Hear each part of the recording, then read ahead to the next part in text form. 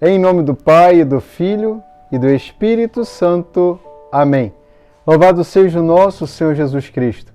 Querido irmão, querida irmã, nós estamos no 16º domingo do tempo comum. E as Escrituras hoje nos apontam a imagem de Jesus como pastor. Pastor diante de ovelhas abandonadas, ovelhas dispersas, ovelhas perdidas. E o Senhor é o pastor que apacenta essas ovelhas, que de modo muito especial nos uniu formando de todos os povos, raças e nações um só rebanho, um só povo, pelo seu amor. Pelo seu amor é nos oferecido por meio de seu sacrifício na cruz. E tudo isso porque esta é a vontade do Pai. A primeira leitura vai nos falar de pastores, pastores que deixam o rebanho se perder, pastores, como vai dizer Jeremias, que deixam as ovelhas se perder e se dispersar, o rebanho, pastores, maus pastores, que dispersam o rebanho, afugentam o rebanho e não cuidam do rebanho. E esse rebanho pertence ao Pai, esse rebanho é o povo de Deus, o povo de Deus abandonado. Nós vimos, então, a promessa em Jeremias do Senhor de mandar novos pastores. E esses novos pastores, se compreendemos a sequência das Escrituras, no Evangelho do domingo passado, Jesus enviou os discípulos 2 a 2. E no Evangelho de hoje, que se encontra em Marcos, no capítulo 6, o Senhor chama os seus discípulos para descansar, porque não tinham nem tempo para comer. Jesus se preocupa com eles e quer estar a sós para que eles possam se abastecer e contar as maravilhas que haviam acontecido, para que possam receber do Senhor uma nova bênção, uma nova carga, um novo derramamento do seu amor na presença do Senhor. É assim que nós descansamos.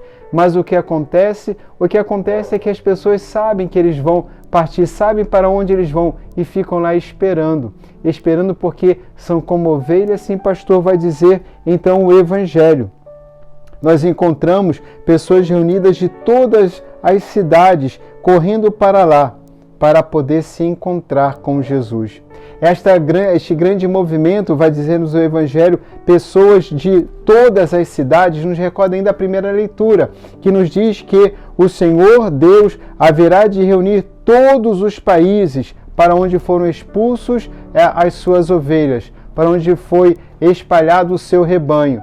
É assim que o Senhor nos atrai a Ele. É Jesus o grande motivo da nossa existência, do nosso viver, é o Senhor que também nos ensina a vivermos juntos, porque nós não apenas buscamos Jesus, mas ao buscar Jesus nos encontramos e nos reconhecemos como família. É assim que o Senhor então vai apacentar. Esse apacentamento do Senhor que olha com compaixão para as ovelhas perdidas da casa de Israel, isto é, somos todos nós, nos recorda a promessa ainda em Jeremias, quando o profeta nos diz: eis que virão dias, diz o Senhor, que farei nascer um descendente de Davi.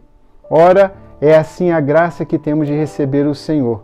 E se o Senhor congregou tantas pessoas de diversas cidades enquanto estava conosco antes de sua paixão, morte e ressurreição, agora o Senhor nos congrega, pessoas de todos os lugares, os próximos e os distantes, por meio do seu corpo e seu sangue.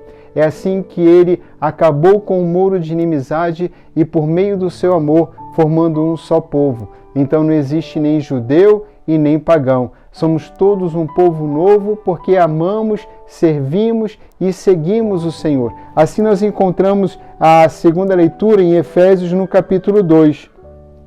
O Senhor veio anunciar a paz a vós que estáveis longe e a paz aos que estavam próximos, formando um só povo.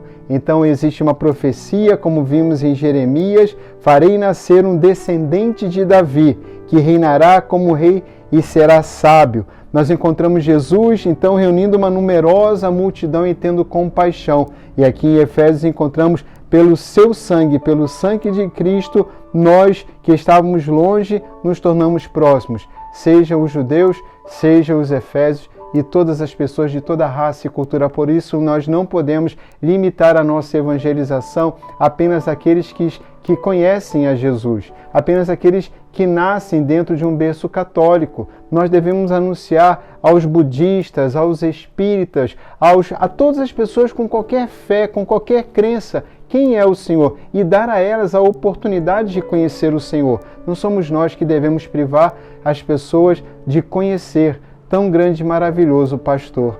Ora, se Jesus fez tudo isso, se o Senhor é o prometido, como vimos em Jerusalém, se o Senhor congrega as pessoas todas em torno dele, como vimos, e de modo especial no Evangelho nós vamos ouvir, e começou a ensinar-lhes muitas coisas, devemos nos perguntar, de que o Jesus falava? De que nosso Senhor falava? Então vamos saber, conhecendo os Evangelhos, que Jesus falava do Pai. Sim, Jesus ensinava sobre o amor do Pai. Jesus falava do projeto de amor do Pai. Uma realidade de justiça que já começava no aqui e no agora, gerando a paz para todos os povos. Uma só família, movidos pelo seu amor, pelo poder do seu amor. Ora, exatamente aqui ensinando sobre o Pai, nós entendemos que aquele rebanho que ouvimos em Jeremias e aquele que diz, farei nascer, melhor dizendo, um descendente de Davi, quer dizer o próprio Pai. Dias virão em que farei nascer um descendente de Davi. Esse Senhor que promete um descendente de Davi é o Pai, enviando o seu Filho para a nossa salvação. É assim que nós concluímos já também com Efésios. De tudo aquilo que nós ouvimos em Efésios, dizendo que Jesus derruba toda barreira de inimizade entre todos os povos, nos fazendo um só povo, um só rebanho no amor de um único Pai. Nós encontramos essa referência aqui ao final do nosso pequeno trecho de Efésios, no capítulo 18. Tudo isso pela graça do Espírito, por meio de Jesus e do seu sangue, para termos acesso ao Pai. Ao Pai de Jesus, ao nosso Pai. Que possamos, queridos irmãos e irmãs, nesta semana que inicia, abrirmos o nosso coração. Entendemos que fazemos parte do rebanho que gira, que cerca, que está em torno de Jesus que nos leva, por meio do Espírito Santo, a experimentar o amor do seu Pai. E assim o nosso coração fica pacificado.